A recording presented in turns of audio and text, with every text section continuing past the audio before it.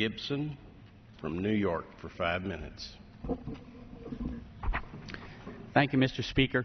I rise in support of the fair trade agreements that we will vote on later today.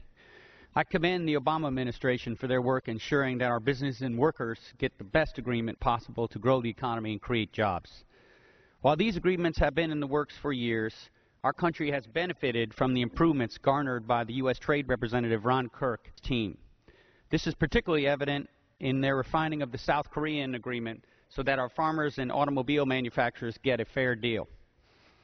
Of course, each trade agreement is different, and they all have to be evaluated on their merits. Details matter. Overall, these agreements will help increase U.S. exports by an estimated $13 billion, adding $10 billion to our annual gross domestic product and creating nearly 250,000 jobs, including many in my district in upstate New York, and we'll do that without adding a single dollar to the deficit. In fact, these fiscally responsible agreements will help cut the deficit.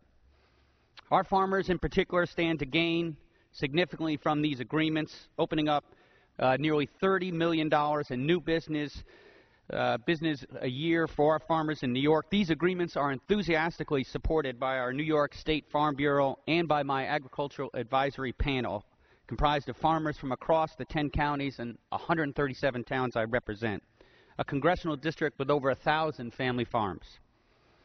Mr. Speaker, we have the smartest, hardest working farmers in the world. Their issue is profitability.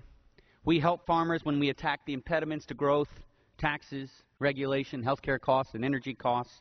We help farmers when we have access to quality infrastructure, not only roads and bridges, but also access to high-speed broadband. And we help farmers when we expand markets to help them sell their goods. These agreements enhance our farmers' profitability. Supporting our farmers is supporting the American way. Our family farmers represent the best of our country. And this is also a national security issue. No farms, no food. We must ensure our family farms can compete, or we risk losing them and relying on imports with the attendant food security risks. That's not what my constituents want. That's not what our country wants. That's why we need to pass these agreements. Now, in addition to helping our farmers, the independent, nonpartisan U.S. International Trade Commission estimates key U.S. manufacturing sectors are also poised to gain. This includes increase of U.S. exports of motor vehicles and parts by about 50%, metal products by over 50%, chemical, rubber, and plastic products by about 40%, machinery and equipment by over 30%.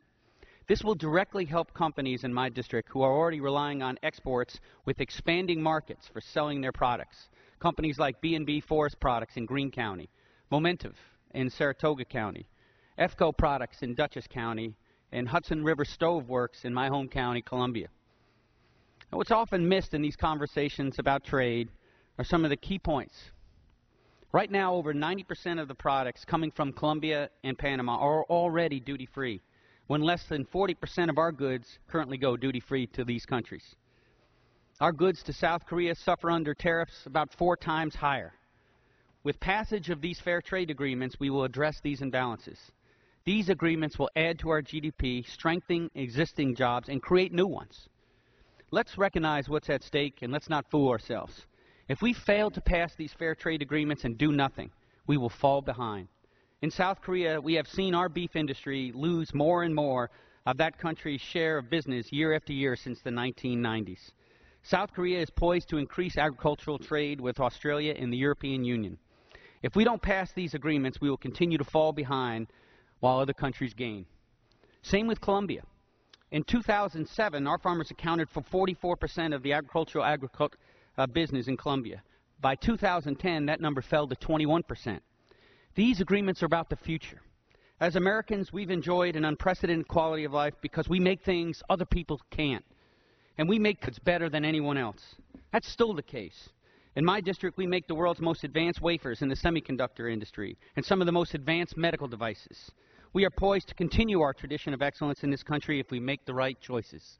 And today, making the right choices means working in a bipartisan way, working with the Obama administration and enacting a key provision of the President's job plan. It means passing these fair trade agreements before the House this week. I urge my colleagues to support these bills and help get America back to work. I yield back, Mr. Speaker. Chair recognizes the gentlelady from Nevada, Ms. Berkeley, for 5 minutes. Thank you, Mr.